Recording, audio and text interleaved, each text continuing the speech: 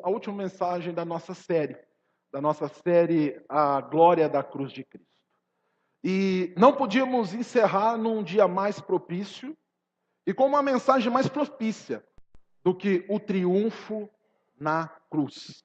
E é o que nós iremos hoje tratar, do triunfo de Jesus na cruz do Calvário. Eu quero convidá-los a abrirem as suas Bíblias lá na carta de Paulo aos Colossenses, no capítulo 2, os versos de 13 a 15. Vocês me ajudem aí, por favor.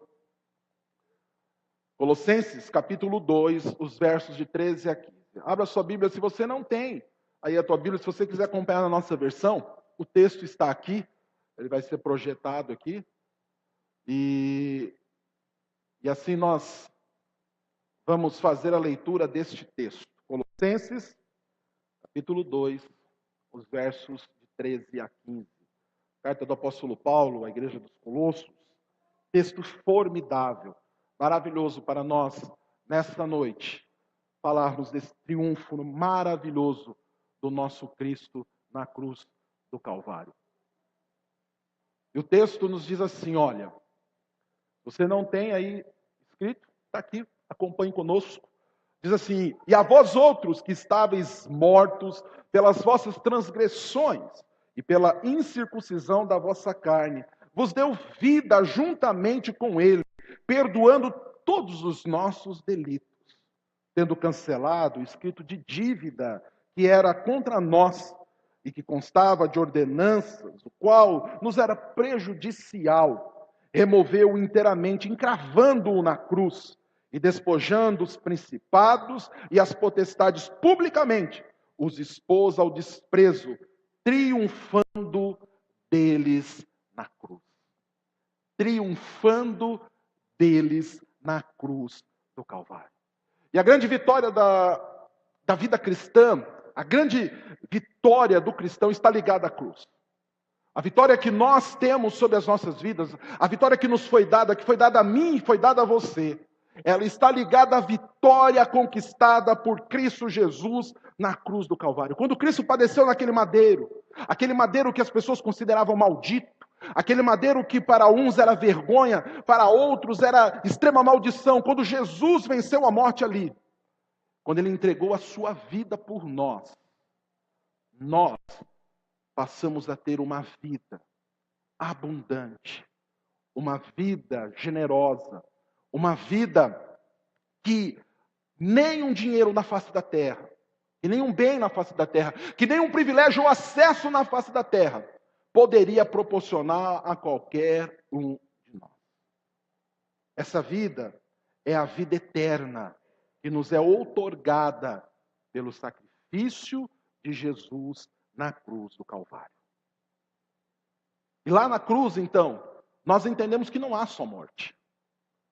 Quando nós olhamos para a história da cruz, nós vemos que não há só morte. Há também triunfo, a vida, a conquista, a vitória. E tudo isso nos leva a entendermos algumas verdades maravilhosas. Verdades que eu quero compartilhar com você nessa noite. Verdades que eu quero que você preste bastante atenção.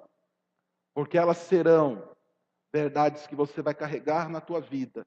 E que vão ajudar você também a cumprir o ide do Senhor. De pregar o Evangelho. E fazer com que outras pessoas conheçam essa verdade. E sejam transformadas e impactadas por ela. E a primeira verdade que nós aprendemos quando olhamos para a cruz do Calvário. É de que Jesus triunfa sobre a morte na cruz. Lá na cruz do Calvário, Jesus triunfa sobre a morte. O verso 13 do texto que nós lemos aos Colossenses nos diz assim, olha, e a vós outros que estáveis mortos pelas vossas transgressões e pela incircuncisão da vossa carne. Deixa eu só achar aqui o texto, isso. E da incircuncisão da vossa carne, vos deu vida juntamente com ele, perdoando todos os nossos delitos. E a vós outros que estáveis mortos pelas vossas transgressões, verso 13, e pela incircuncisão da vossa carne, vos deu vida juntamente com ele, perdoando todos os nossos delitos. Lá na cruz, o Senhor Jesus Jesus nos dá vida. Através da sua morte, ele vence. Lá na cruz, então, ele triunfa sobre a morte. A morte não foi grande o suficiente, não foi um poder grande o suficiente para detê-lo. Pelo contrário, o Senhor Jesus triunfa sobre ela, triunfa sobre a morte na cruz. Nós vimos que a nós outros, que estávamos mortos nos nossos delitos e nas nossas transgressões, o Senhor, perdoando os nossos pecados, nos garantiu a vida eterna. Quando ele morre na cruz por mim e por você, ele morre para que os nossos pecados sejam perdoados. Porque no pecado não há vida. Aquele que vive no pecado, ele não tem a vida. O pecado é a garantia de morte. Qual que é o salário do pecado? Você conhece o texto bíblico. Qual que é o salário do pecado? O salário do pecado é a morte. Mas o dom de Deus é vida. Então, quando ele morre na cruz, ele triunfa sobre essa morte, porque ele perdoa ali os nossos pecados. Perdoando, esse termo que nós vimos aqui, lá no original grego, é o mesmo que fazer algo confortável e agradável a alguém.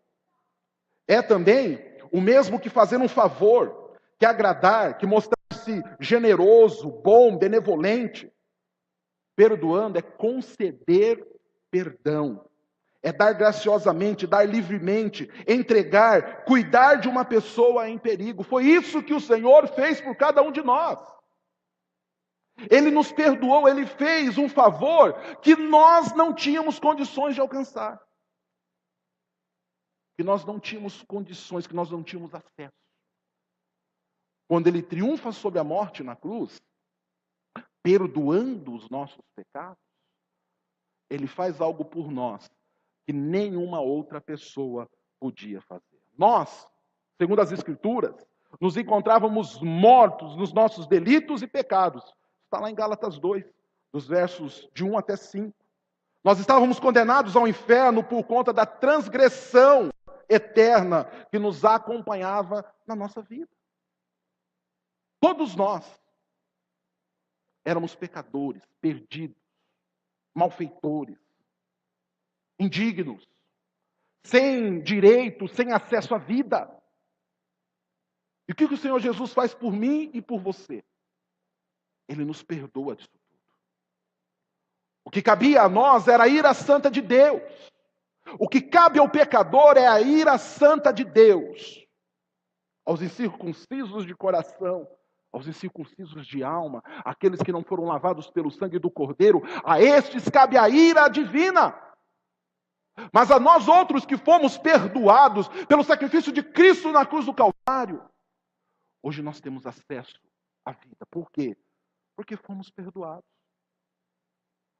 Todo o escrito de dívida que era contra nós foi perdoado. Esse é o triunfo de Jesus. Nós estávamos condenados à morte por conta do pecado que habita em nós. Mas no seu triunfo, ele garante vida aos seus. Você já parou para pensar que coisa maravilhosa é essa? Você já parou para pensar que privilégio maravilhoso é esse? Você já parou para pensar o preço disso? Não há preço na face da terra que possa comprar uma benesse como esta. Não há patrimônio sobre a face da terra que valha mais do que a vida eterna que nos é dada por Cristo Jesus. E Ele nos deu isso graciosamente, nos perdoando. E por que Ele nos perdoou? Por que Ele perdoou o pecador? Por que Ele perdoa o pecador? Perdoa porque o pecador é bonitinho? Tem belos olhos, uma bela face, uma bela pele, é de estirpe nobre, traz consigo um nome, uma herança que mereça consideração? Não! Ele faz isso por amor. Por aquilo que nós enchemos a nossa boca e dizemos, pela graça. Ele te perdoa graciosamente. Perdoa através do seu triunfo na cruz.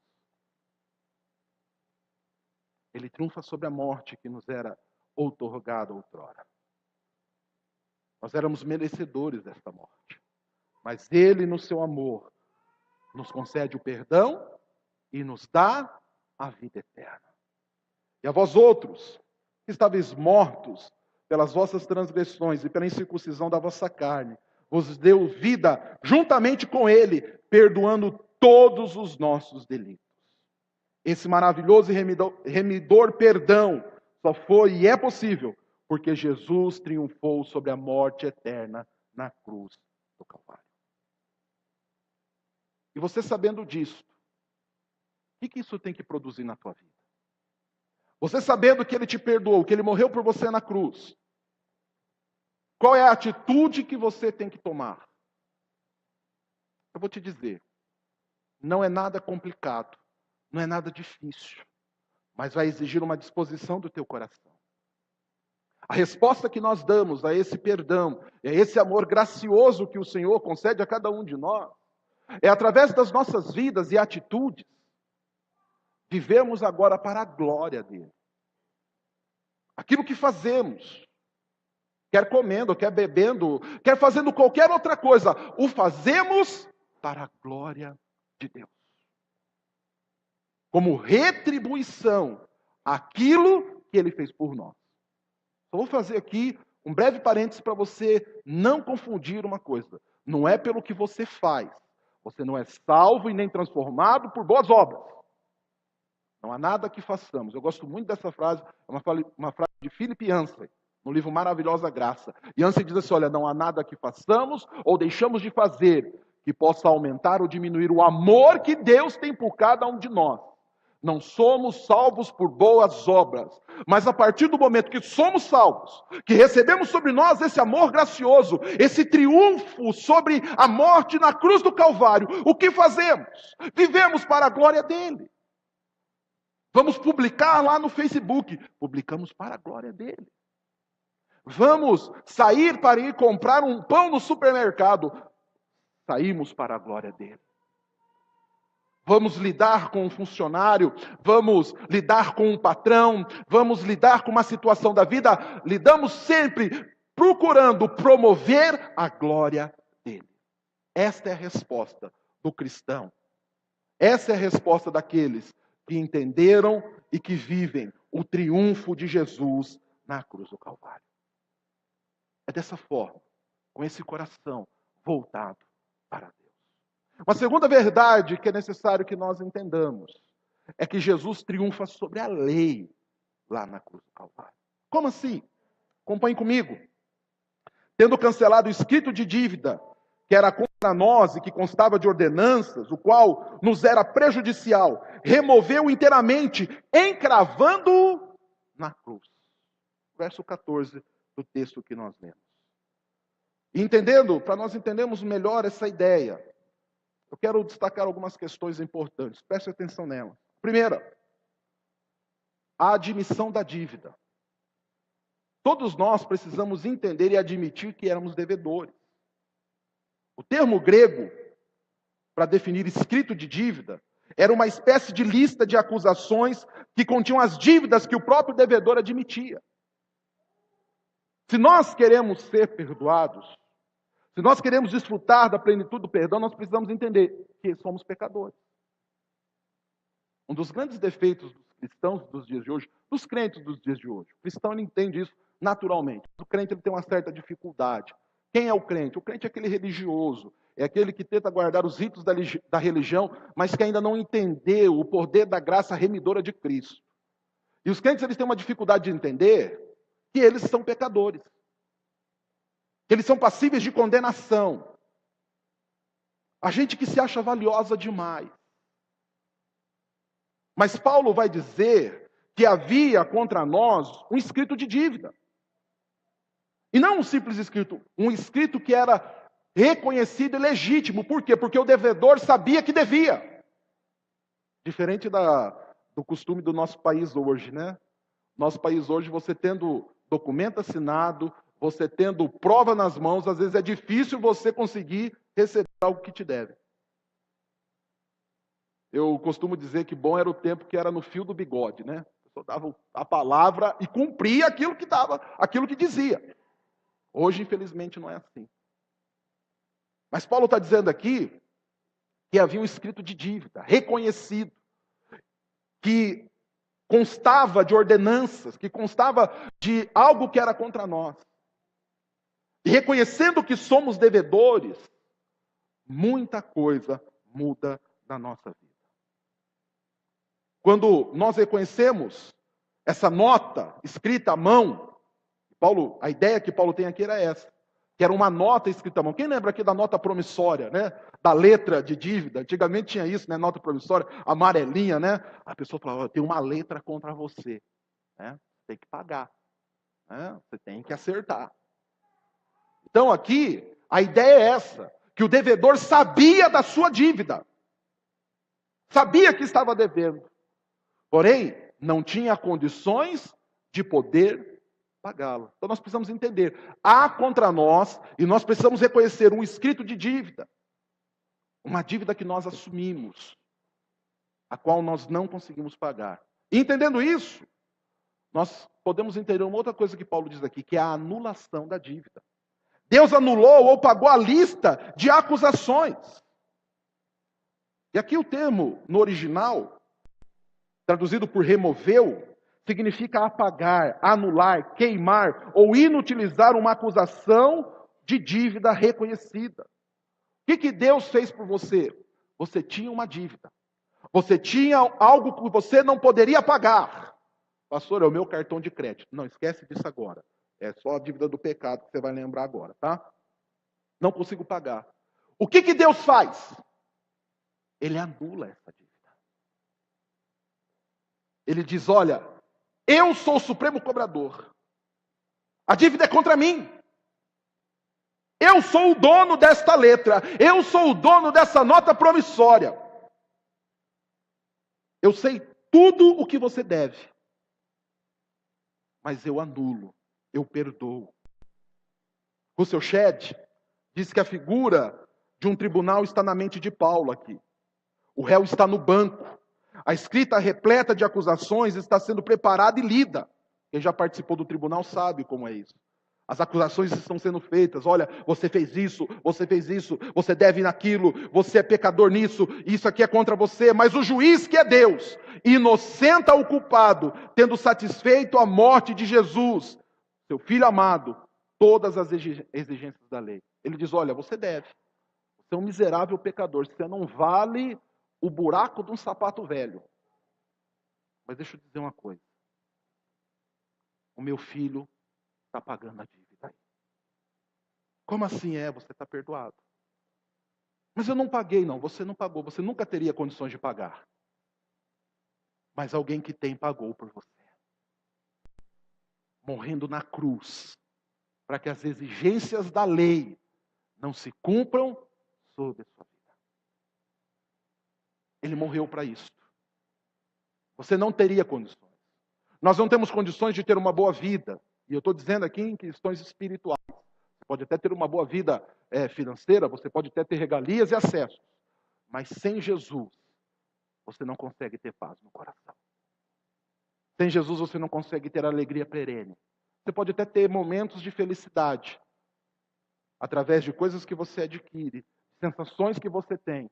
Mas a alegria eterna só tem quem é perdoado, quem é remido pelo sangue de Jesus. Uma outra consideração, que é a terceira, é a fixação da dívida na cruz.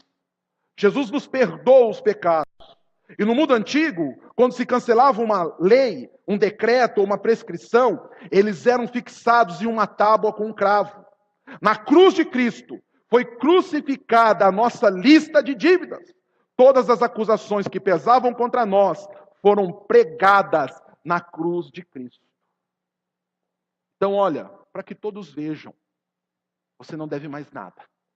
Não há nenhuma inscrição mais de dívida, não há mais nenhuma letra de dívida. Por quê? Porque toda dívida foi paga em Cristo Jesus. E como nós temos certeza disso? Ela está lá pregoada na cruz. Está lá o símbolo. Ela está fixada lá. Nós não devemos mais nada. Eu gosto muito de uma definição que que Werner de Boer diz. Ele diz assim que Paulo tem a resposta a respeito disso que nenhuma outra filosofia tem. Os filósofos, os pensadores tentaram entender e responder essa questão, mas nenhum deles conseguiu. Mas Paulo vem e responde. Paulo diz: olhe para a cruz, e ali você verá a sua nota promissória, publicamente destacada e aniquilada. Está pago. Mas eu não conseguiria, eu não teria condições, realmente. Ele pagou para você. E ele pendurou lá no madeiro, para que todo acusador, todo cobrador veja e reconheça que hoje você é liberto, que hoje você é liberta, que não há dívida, que não há acusação, que você tem acesso à vida eterna. Uma última consideração a respeito disto é a legalidade da dívida. Essa dívida era legal. A lista de acusações estava baseada nas ordenanças da lei. Das leis do Antigo Testamento, das leis mosaicas, da lei que o Senhor estabeleceu para o seu povo. E a palavra, para traduzir isso, significa ordens de um tribunal ou as ordens de um juiz.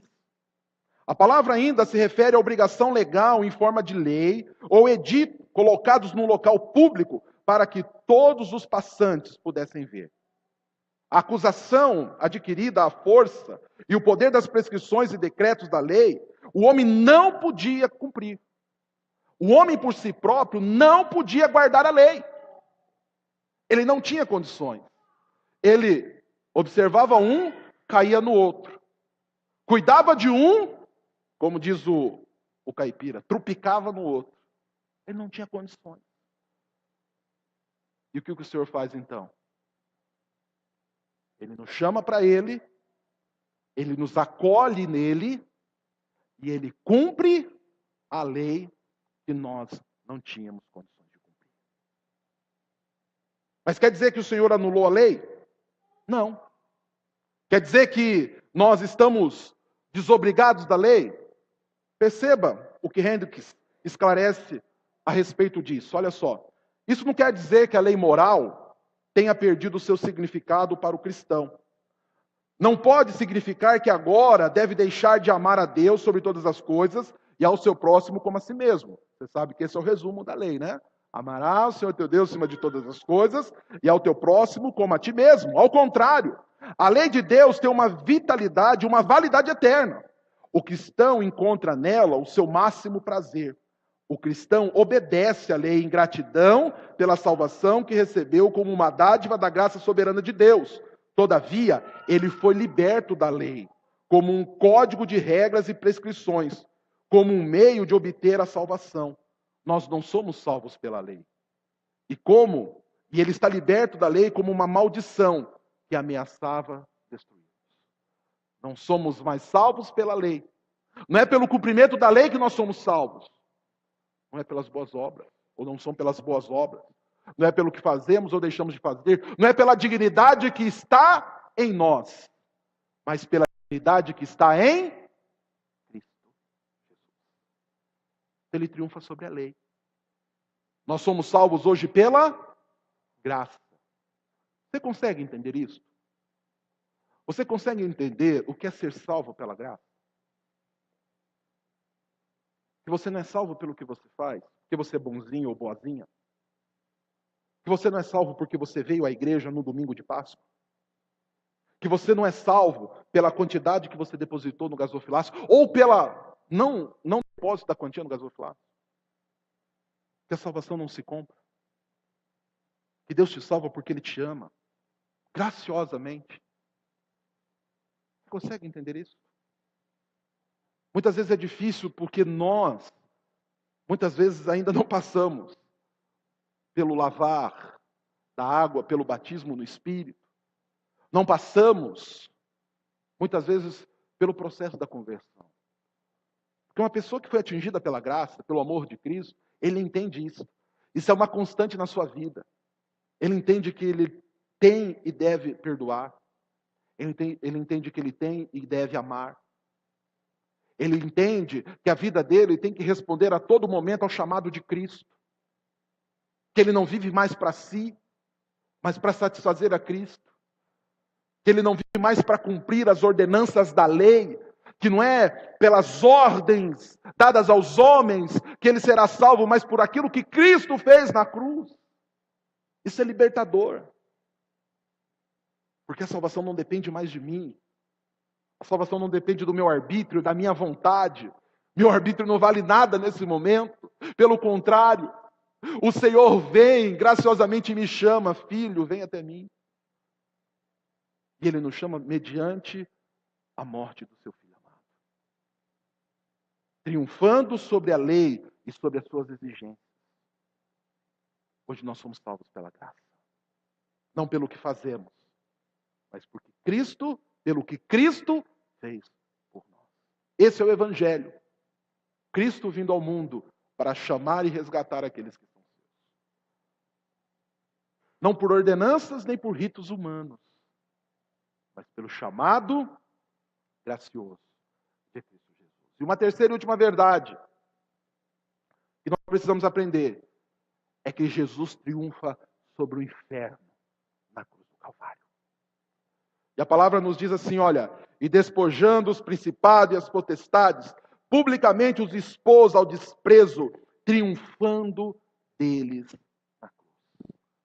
O Senhor Jesus venceu todo o exército de Satanás, todos os anjos do inferno, todo o império das trevas. Ele é vencedor. Ele triunfou sobre a força do inferno na cruz do Calvário. Pastor, eu já tinha ouvido isso. Que maravilha. Mas você aplicou isso na tua vida? Você entendeu que você é chamado por um Cristo vencedor sobre todo qualquer principado e potestade? E que isso tem algumas implicações interessantes e importantes na tua vida? Jesus não somente lidou com o pecado e com a lei na cruz. Ele também derrotou a Satanás na cruz do Calvário. E quem é Satanás segundo a palavra de Deus? Ele é o pai da mentira. Ele é o príncipe das trevas. Ele é o príncipe que reina sobre este mundo. Ele é aquele que veio para tentar, de todas as maneiras, nos tirar do caminho de Jesus. Ele é o nosso maior inimigo. A palavra diz que ele é como um leão que está ao nosso derredor, rugindo, procurando a quem devorar. E há muitas pessoas que, quando ouvem falar de Satanás, tremem de medo. A gente quase não fala dele, né? Porque aqui é um lugar da glória de Cristo. Nós nos ocupamos com a glória do Senhor. Ele não tem vez aqui no nosso meio, não sabemos dele, nós sabemos de Cristo. Mas a verdade é que muitos crentes, quando ouvem falar de Satanás, tremem. Ai, meu Deus, e agora? O que vai ser da minha vida? Ficam apavorados, travados. A gente que por medo de Satanás fica travado na sua caminhada cristã. Pastor, não é para ficar assim? É claro que não. Porque Jesus triunfou sobre o inferno na cruz. E os seus anjos, os seus demônios, o seu príncipe maior está derrotado pelo poder triunfante de Jesus na cruz do Calvário. E nós que vivemos em Cristo, não vivemos com medo. Nós que vivemos no amor de Cristo, pelo contrário. Nós não tememos a Satanás. No verdadeiro amor não existe medo. Antes o verdadeiro amor lança fora todo medo. Nós somos aperfeiçoados. João vai dizer isso lá em 1 João 4. Nós somos aperfeiçoados no amor. Somos aperfeiçoados em Cristo. Não precisamos mais temer. Mas e se Satanás vier me atacar? Se Satanás vier tentar me destruir? Ele pode destruir a tua carne, se assim o Senhor permitir. Mas o teu bem mais precioso, a tua vida, a tua alma, ele não pode tocar. O diabo não toca nos eleitos de Deus. Isso nos dá confiança e a garantia para vivermos fortemente e livremente para a glória de Jesus. Sem ficarmos aprisionados no medo. Sem ficarmos atemorizados com o que o diabo pode vir fazer contra nós. ficamos sóbrios, vigilantes, para não cairmos nas suas armadilhas, porque o diabo vai nos destruir através das suas armadilhas, através das suas artimanhas, ele vai vir lançar tentações adiante de nós, mas nós não precisamos temer. Pastor, mas eu tenho travado uma batalha grande, todos nós temos. Pastor, como que eu venço? Da mesma maneira que Jesus venceu. Ah, mas ele era Jesus. Quando Jesus foi tentado por Satanás, depois de 40 dias de jejum, 40 dias e 40 noites de jejum num deserto, numa situação extrema, Jesus estava na totalidade da sua humanidade. Ele estava com a sua humanidade levada ao extremo. Lembrando que Jesus veio à Terra como homem, como eu e como você. Ele padecia, ele sofria, ele tinha... as tentações vinham sobre ele da mesma forma que vêm sobre nós. Mas como ele venceu? Ele venceu porque ele estava ligado ao Pai. Ele venceu porque ele tinha conhecimento da palavra de Deus. Quando Satanás veio tentar a Cristo, ele não veio despreparado. O que ele usou para tentar a Jesus? A própria palavra de Deus. E como que Jesus rebate? Fazendo campanha de 7 dias de oração? Ele fez 40 dias de jejum do Pentecostes? Não. Ele rebate a Satanás na palavra. Ô, Satanás, seu ordinário, nem só de pão o homem viverá, meu filho, mas de toda a palavra de Deus. O problema é que os crentes não mais vivem como lá em Efésios 6. O que diz lá? Revesti-vos de toda a armadura de Deus. O crente põe o capacete da salvação e sai pelado para a batalha. Sem espada, sem calçar os pés com as sandálias da justiça, sem a couraça, sem o escudo.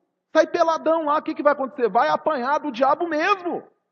E vai sair derrotado. Agora, revista de toda a armadura de Deus, para poder estar livre, firmes contra as ciladas do inimigo. Pega a tua espada. Aprenda a manuseá-la bem. Torne-se adestrado no uso da tua espada. Você vai ver se o teu inimigo vai te vencer. Saiba manejar o escudo da fé. Vista a couraça da justiça. Viva como eleito de Deus. Crentes que são mais injustos do que os próprios ímpios deste mundo. Aí sai para o campo de batalha e toma tapa na cara de Satanás. Estou derrotado. Lógico que vai perder. Eu estou usando aqui uma expressão jocosa, eu estou brincando com você, mas a coisa é séria. É muito sério. Temos que estar preparados. Jesus estava preparado.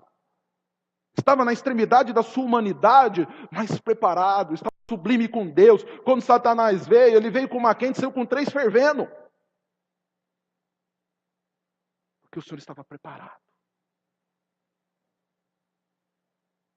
O diabo, queridos, ele vai tentar nos derrubar de todas as maneiras. Mas nós, em Cristo Jesus, somos mais do que vencedores. Ele vai tentar nos arrebatar para o seu império de trevas. Mas o Senhor nos tirou de lá e nos transportou para o reino do Filho do seu amor. Ele nos tirou do império das trevas. Quando ele triunfa sobre o inferno, ele vai lá, ele nos chama, ele nos tira. Não pertencemos mais ao regimento de Satanás. Não somos soldados do inimigo. Ou pelo menos não éramos para ser. Tenho algumas dúvidas. Parece que há alguns infiltrados no nosso meio. Parece que não. Existem. A palavra de Deus diz que há joio no meio do trigo. Infelizmente. Mas o Senhor diz que Ele é o bom ceifeiro. Ele conhece bem a lavoura. No dia oportuno Ele vai separar.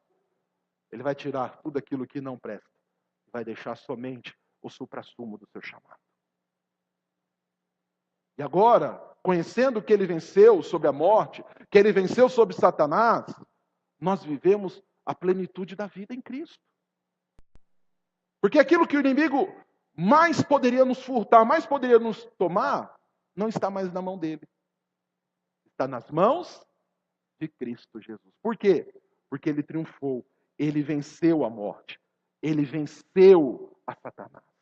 O seu Shed descreve esse triunfo de Cristo sobre as hostes do mal com as seguintes palavras: Cristo venceu os principados e potestades ao vencer todas as tentações satânicas, vivendo uma vida absolutamente sem pecado. Mais ainda, Cristo os venceu pela morte conquistada na ressurreição. Os poderes do mal tentaram destruir Jesus publicamente, pela rejeição do povo que gritava: crucifica-o!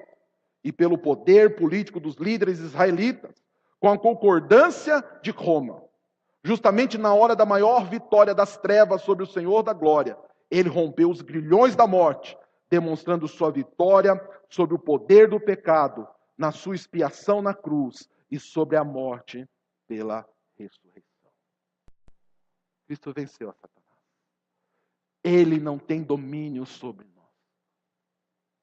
Ele não pode ter domínio sobre a tua vida. Agora, ele não tem sobre aqueles que nasceram de novo, sobre aqueles que foram mortos por pecado, mas hoje vivem para Deus. Pastor, como eu sei que isso aconteceu na minha vida? A palavra de Deus diz que nós somos como árvores. E como que você conhece uma árvore? Como que você conhece que aquele pé é um pé de laranja? Pela melancia que nasce nele? Porque ela dá laranja. E como você sabe que a laranja é boa? Se ela for doce, proveitosa. Como que você sabe que é um pé de caqui? Se ele der, caqui. E como que você sabe se o caqui é bom? Se ele não for marrento. Se ele não for aquele caqui apertado, né, que você põe na boca, ele amarra a tua boca. A árvore se conhece pelos seus frutos. A árvore transformada por Cristo, ela dá bons frutos. Frutos dignos de arrependimento. Frutos que glorificam a Deus. A vida do cristão verdadeiro, em todos os seus atos, glorifica a Deus. O cristão, ele atrai as pessoas a si, e as pessoas gostam de estar do lado do verdadeiro cristão, por quê? Porque ele transmite a glória de Cristo Jesus na sua vida. Agora tem gente que se diz cristã, mas só sabe reclamar, murmurar, tem palavra ruim, tudo acha problema, tudo é difícil, tudo é ruim. Ninguém presta. Não presta governo, não presta pastor, não presta irmão, não presta isso, não presta aquilo. E o que acaba acontecendo? Essa pessoa demonstra a quem ela serve. E quem serve a Jesus, ele traz consigo uma gratidão no coração. Quem serve a Jesus traz consigo uma paz, uma alegria no coração. Quem serve a Jesus dá frutos dignos de arrependimento. Frutos que glorificam a Deus. Frutos que exaltam o nome do Senhor. Frutos que adoram ao Cordeiro Santo de Deus. Esse é o resumo da tua vida. Quando as pessoas olham para você, elas reconhecem o Cristo que triunfou na cruz do Calvário. Quando elas olham para você, é a Jesus que elas veem na tua vida? Ou é a Satanás? Pastor, tem misericórdia. Eu tenho. Mas a palavra de Deus diz que o Senhor não terá. Eu sei que pintaram um Deus bonachão na tua mente. De barba branca, todo risonho, né? Todo amigão. Mas saiba que a palavra de Deus não retrata o Senhor Deus dessa maneira. Não retrata o Senhor Jesus dessa forma. A palavra de Deus diz que Ele virá sobre as nuvens com poder e glória. E Ele trará nas suas mãos a espada. E a inscrição gravada em suas coxas. E Ele virá julgar vivos e mortos. E quando Ele vier, aqueles que não se encontrarem segundo a sua vontade, para esses haverá choro e ranger de dentes. Mas para aqueles que foram salvos nele, para aqueles que passaram e entenderam e vivem o significado da verdadeira Páscoa, aqueles que entenderam o significado da sua morte e foram lavados pelo seu sangue, sobre esses Jesus triunfou. E esses se alegrarão eternamente e ouvirão a mais doce voz que diz: entra para o meu descanso, filho amado e filha amada. Louvado seja o nome do Senhor. E nós podemos isso, porque Ele triunfou sobre o inferno, na cruz do Calvário. Que nós possamos entender isso, que nós possamos viver essa verdade das nossas vidas, louvando e bendizendo o nome do Senhor. Eu quero terminar dizendo que Jesus não saiu derrotado da cruz. Pelo contrário, ele venceu. Ele é o grande vencedor. E ele não é um vencedor de um duelo. Porque não há em nenhuma esfera, quer nos céus, quer na terra, quer em qualquer atmosfera espiritual, transcendente, imanente, não importa, não há força que se compara a Cristo Jesus. Se você vê na tua rede social lá, uma imagem onde está Cristo sentado diante de Satanás, tirando uma queda de braço, você só escreve lá, essa é blasfêmia. E Jesus nunca nem pensou em tirar uma queda de braço com Satanás. Satanás não consegue nem chegar diante da glória de Cristo Jesus. Então Jesus não saiu vitorioso de um duelo. Ele saiu vitorioso da missão que lhe foi dada pelo Pai Eterno. A missão de vir e pagar o preço para que nós nele tivéssemos vida. E a missão de tomar para si a vida daqueles que desde antemão ele elegeu para si. Esse triunfo é sobre a morte, é sobre a lei que escravizava, é sobre Satanás e os seus anjos. Agora já não há mais dívida. Já não há motivo de cobrança. Já não tem, o cobrador já não tem mais nas suas mãos a nota promissória. Tudo foi pago. Não há mais o que ser cobrado. E o Senhor, então, expõe a sua vitória como um triunfo, como um cortejo triunfante daquele que venceu, daquele que é glorioso. E nós participamos desse cortejo, glorificando, adorando e bendizendo o seu nome. E acima disso, vivendo como eleitos de Deus em Cristo Jesus. Louvado seja o nome do Senhor. O Senhor triunfou sobre a morte. O Senhor triunfou na cruz. E nós, agora nele, temos a vida e a vida em abundância. Amém? Louvado seja o nome do Senhor. Oremos. Bondoso e eterno Deus, nossa gratidão por tudo que o Senhor fez por nós. Pelo teu triunfo maravilhoso, pela tua vitória, Senhor, que nós de maneira nenhuma conseguiríamos ter. Vitória que nem um homem, nem uma mulher, por mais capaz e adestrado que seja, conseguiria alcançar. Mas o Senhor alcança por nós e nos alcança, nos amando. E agora, Senhor, depositando nos nossos corações este amor para que nós possamos amar e bendizer a Ti. Pai, ajuda-nos a viver de maneira triunfante. Ajuda-nos a viver, Senhor, como eleitos de Deus. Ajuda-nos, Senhor, a vivermos a plenitude da Tua glória. Atrai-nos para Ti. Como cantamos agora há pouco, Senhor. Atrai o meu coração. Atrai a Ti, Senhor. E que eu possa responder com extrema graça e amor a tudo o que eu recebi na cruz do Calvário. Senhor, nós louvamos o Teu nome e agradecemos pela vitória eterna. Por aquilo que nós não poderíamos fazer e o Senhor fez por nós. Por aquilo que não poderíamos dar e o Senhor deu por nós. E hoje nós desfrutamos dessa maravilhosa graça no Teu nome maravilhoso, no nome de Cristo Jesus. Amém. Amém. Louvado seja o nome de